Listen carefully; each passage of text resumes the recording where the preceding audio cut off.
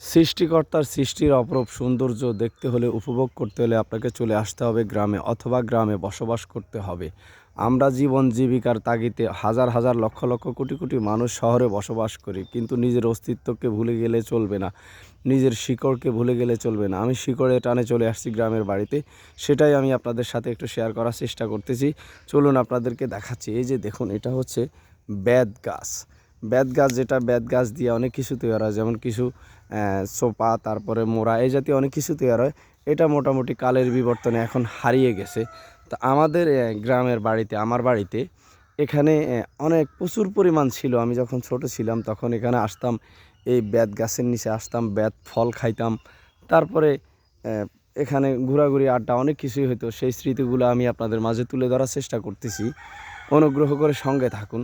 এখন সময়ের সাথে সাথে অনেক কিছু হারিয়ে গেছে, গ্রামেও এখন অনেক কিছু বিলুপ্ত হয়ে গেছে আমাদের কারণে। চলুন সঙ্গে থাকুন।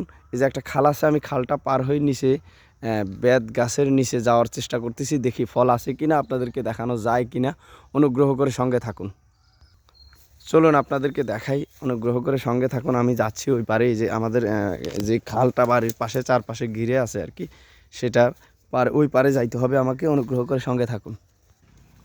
দেখুন গ্রামের পরিবেশ, গ্রামে এখনও কিন্তু গোবর দিয়ে খড়ি বানায়। দেখুন, এই যে দেখুন, এখনও টিকে আছে এগুলা। কেউ কেউ এখনও এই গোবরের খড়ি দিয়ে রান্না করে। এটা মোটামুটি গ্যাসের মতোই, যেটা আসলে শহরে সম্ভব না, একদমই না। আর আমরা যারা শহরে বসবাস করি, এই ধরনের পরিবেশ থেকে তো একদমই এগুলো আমরা খুঁজে পাই না, এই ধরনের পরিবেশ। কারণ হচ্ছে কি, শহরে এগুলো সম্ভবই না। তো যেহেতু গ্রামে আসছি অনেক দিন পরে, সেক্ষেত্রে ভাবলাম যে আপনাদের সাথে আমার গ্রামের যে বাড়ি দৃশ্যগুলো একটু শেয়ার করার চেষ্টা করি। আর আমার কাছে খুব ভালো লাগতেছে, সেটাই আমি আপনাদের কাছে শেয়ার করার চেষ্টা করতেছি। এই যে দেখুন, বেত গাছ অনেকটা মরে গেছে। বেত কেউ কেউ এখান থেকে কেটে নিয়ে গেছে, হয়তো প্রয়োজন আছে।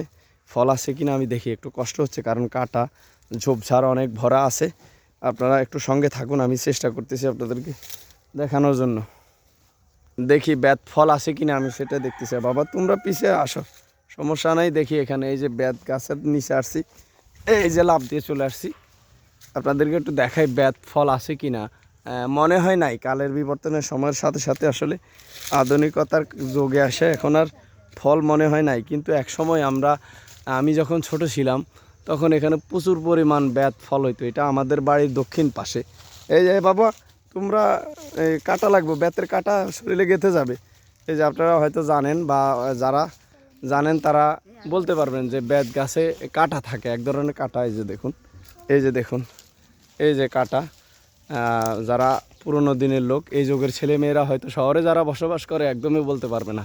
এই যে দেখুন, বেত ফল নাই, বেত ফল এখন আর ধরে না। কারণ হচ্ছে কি, সময়ের সাথে সাথে এটা হারিয়ে যাচ্ছে। বেশি দিন মনে হয় থাকবে না, হয়তো 2-1 বছর পরে এটা আর খুঁজে পাওয়া যাবে না। দেখুন এখানকার চারদিকে আমাদের বাড়ির দক্ষিণ পাশের পরিবেশটা আমি আপনাদেরকে একটু দেখানোর চেষ্টা করি। দেখুন এই যে, ধন্যবাদ সবাইকে, আসসালামু আলাইকুম।